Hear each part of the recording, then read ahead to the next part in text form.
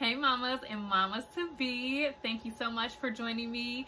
I am now doing some updates on just how I'm doing, how baby Karis is doing. For some of you, if you didn't see the whole video, then I also want to share a little bit of my labor story, labor and delivery, and then talk to you guys about how the baby is doing now that she is 1 month old. So let's get into it. So my labor and delivery story. If you're following me, you know that I was induced, and so I had my appointment scheduled at 10 o'clock at night, was able to get my Pitocin pretty quickly within the first couple hours while I was there.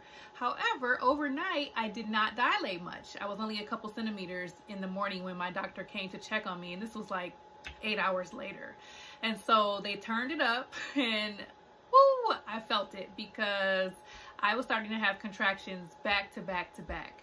And so I told my doctor before it was too late, you probably want to schedule the anesthesiologist before you dilate too much. And so I was like, okay, let's just do it. Like, I already know that I want him here. I already know that I'm getting an epidural. So let's just go ahead and get it going. Now, this is when my little drama started. So he put it in, the left side of my body was numb. Like, I can completely feel it. It doesn't take very long for it to actually start to take effect. And so I could feel my toes starting to tingle. I can feel that like creeping, tingling feeling coming up my leg. So I knew that it was working.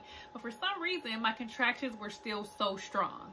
And on my right hand side, I didn't feel that same tingling sensation. And so I told the anesthesiologist, and he drew a little picture for me. Literally, y'all, he put out a piece of paper and a pen, and he just like drew a back. And it was just like 2 lines. And then he put the little line in the middle for the spine. And then he said, okay, this is what happens sometimes. I put the epidural in at the bottom, and typically you start to feel it as it goes up towards your spine, but sometimes it doesn't go straight. Sometimes it veers off to the left or to the right. And he said, I think that's what happened here, is that it veered off slightly to the left. And that's why you have that tingling sensation on the left side where you're starting to feel your numbness, but you don't feel it on your right side.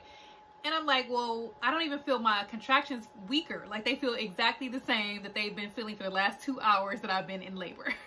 And because the Pitocin was so high, y'all, my contractions were only 2 minutes apart. And sometimes I would have 2 contractions within that time frame. Like, I would watch on the monitor, because like you can see your contractions on the screen, but then obviously I was feeling it too. So I'm like, these just feel like they're back to back to back. So the nurse comes in and she's like, oh honey, you're not getting any breaks, because she looked at my screen, she looked at the history, and she could see like every minute, every 2 minutes I was having these deep contractions. And not only was I having them, but I was still feeling them because of this faulty epidural. I won't call it faulty. Like, he explained, things happen. It doesn't always go all the way straight centrally. And so he had to get my permission to insert the second epidural. And so I said, let's do it. Like, I am in severe pain, and I feel like that was a waste of time to have done the one side if I'm not going to get it relief on the other side. And so let's just hurry up and get this done before I dilate too much.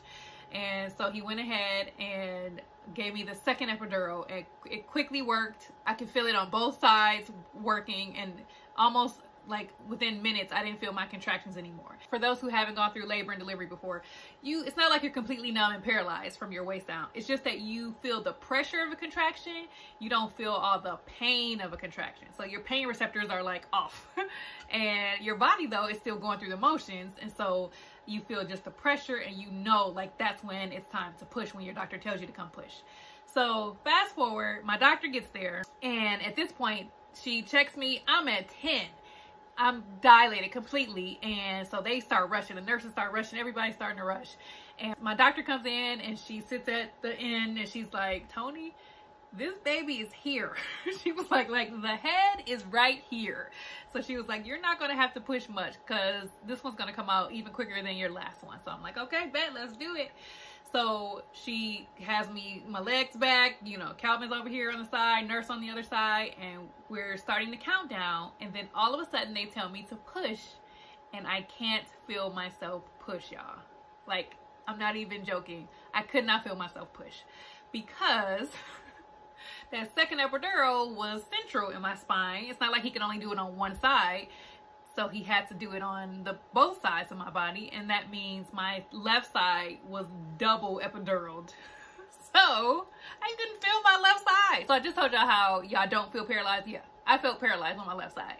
So when they told me to push, I couldn't feel myself pushing, and I looked at Calvin and I was like, am I pushing? I don't know. I felt like I was pushing, like I felt like I was bearing down the weight, but I couldn't actually feel myself pushing, like, because I couldn't feel my vajayjay. I couldn't feel anything.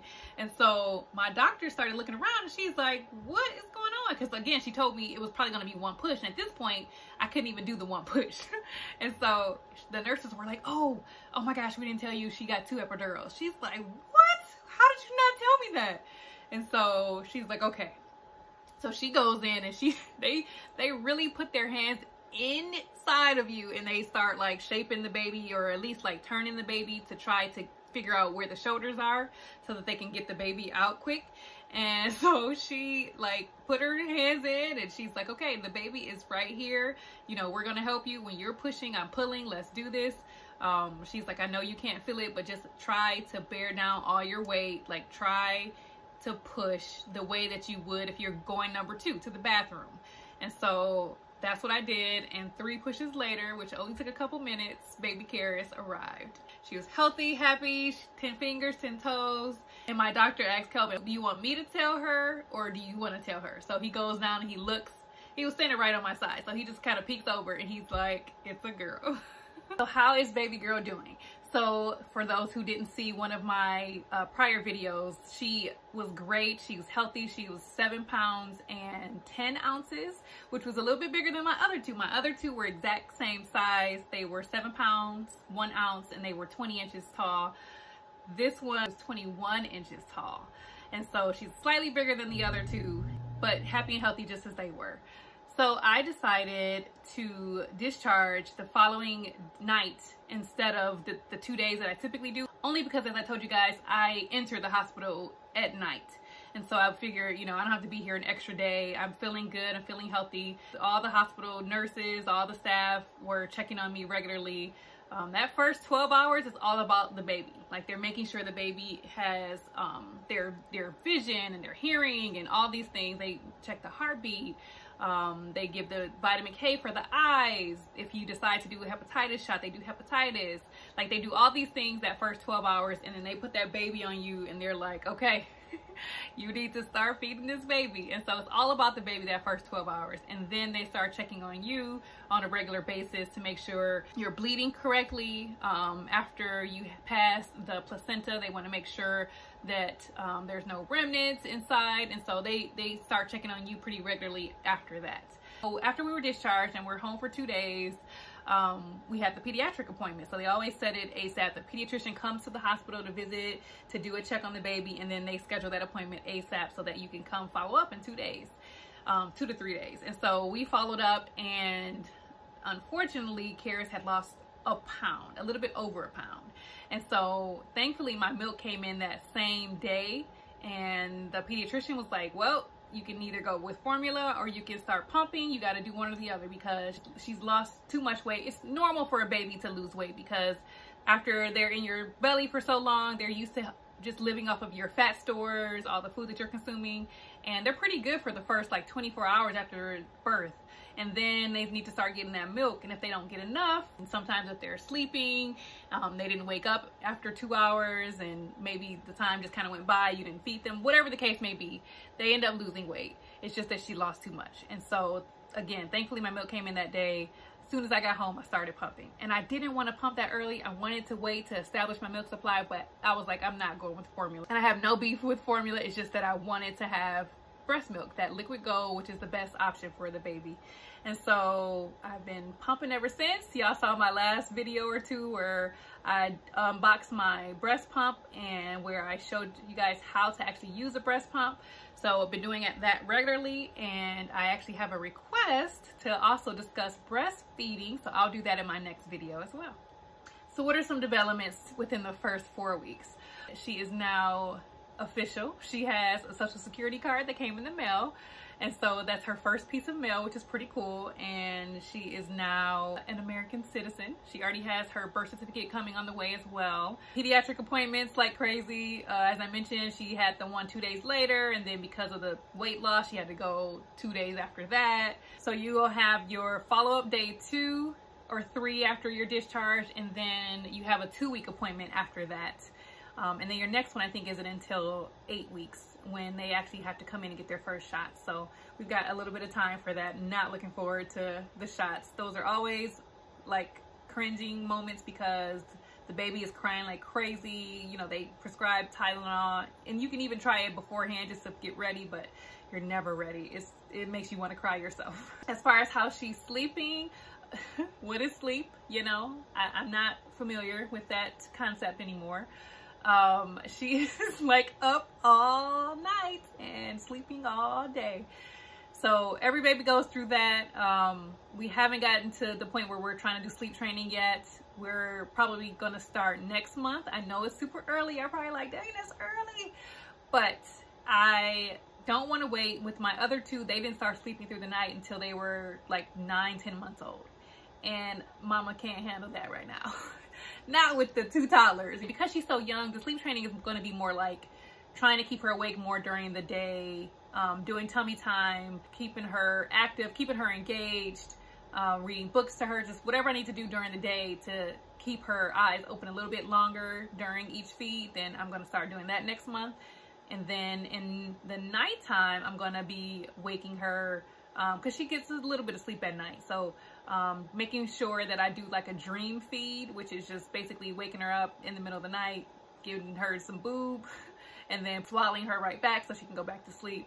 And that milk can stay in her tummy and allow her to sleep longer through the night. So haven't gotten there yet. We will discuss that probably on the next video about the progress of that. But right now she's just a night owl, up all night, and could care less that Kelvin has to get up early to go to work. Thankfully, I know I'm on maternity leave. But I do have school starting next month, so I don't know. We'll see. We'll see how it goes. Well, the poop is where you're watching it change from that oily meconium and to more normal, at least semi-normal poop. And so we're going through those stages right now. As far as diapers, we're probably changing 6 diapers a day. That probably will lessen just slightly from like 6 or 7 to more like 5 or 6 once her poop does finally change from like the yellow seedy to the brown. I did decide to cut out some gassy foods. I cut out broccoli, and I love broccoli. I cut out eggs, and I eat those regularly. Beans, just a few foods that I like to eat often, but I'm just deciding to cut out right now so that she doesn't keep waking us up in the middle of the night with the sulfuric gas. She's typically eating for about 30 minutes on average. So sometimes I'll put her on one breast and she'll probably be on for like 15-20 minutes. She'll take a little break and then make her way over to the next one, and she'll go again. It's not predictable, but I would say in general it's probably 15-20 minutes on one side and like 10 minutes on my other side, and then she's full, and sometimes she just falls asleep. I just try to wake her up a little bit so she can finish eating. And then afterwards, if she doesn't finish eating, then I'll just pump the rest so that I can stay empty. And so she's a pretty good eater. I'm really glad I did start pumping when I did, because she's on the breast multiple times a day, and then I'm just pumping a couple, maybe 3 times a day typically. And now I'm starting to store milk already. I'm refrigerating some of it, and then I'm starting to freeze some of it as well. And so she'll have a nice backup if she needs it.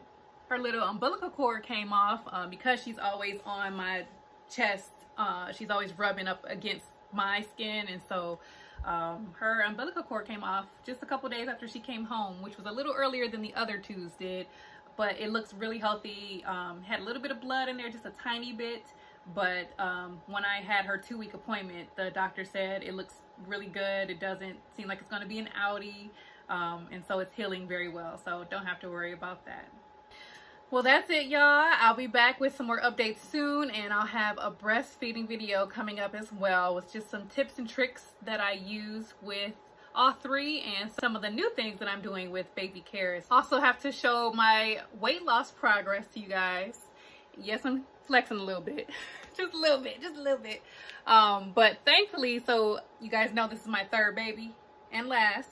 And I was able to lose weight pretty quickly with the first baby, Kennedy. Literally, y'all, like I lost all of my baby weight in about 9 days with her. I'm not even exaggerating, 9-10 days. But then with my second, with Cameron, it took a little bit longer. Again, I'm not complaining, but it took me about a little over 2 weeks to lose all the weight that I had gained with her. This baby took a little bit longer as well. So each one progressively took a little bit longer for me to lose weight. I'm getting old, y'all, so that's natural. But I'm at the 1 month mark now, and I pretty much have lost all of my weight. I think I probably got a pound or 2 to go, but again, just wanted to show you guys. This is where my belly used to be. I kind of miss it, y'all. Just a little bit. But I'm happy to have the product of that belly here and live and in person now. Thank you guys so much for watching, and I can't wait to see you next time.